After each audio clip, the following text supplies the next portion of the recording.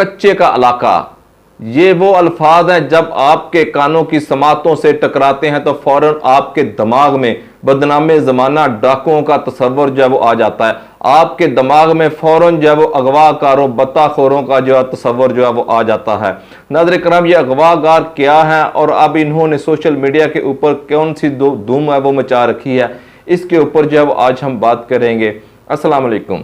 नाज़रीन किराम, उम्मीद करते हैं कि आप खैर अफ़ियत से होंगे और दुआ करते हैं कि अल्लाह ताला हम सबको अपने हिफ्ज़ व अमान में रखे। नाज़रीन किराम, आज हम आप बात करने जा रहे हैं पंजाब और सिंध के दरमियानी इलाका जिसे कच्चे का इलाका कहा जाता है, जो कि डाकुओं की अमाजगाह है, उसके ऊपर जब हम बात करेंगे और आपको बताएंगे कि इन डाकुओं ने इस वक्त जो है वो सोशल मीडिया के तमाम प्लेटफार्म जिनके अंदर टिकटॉक, स्नैक वीडियो,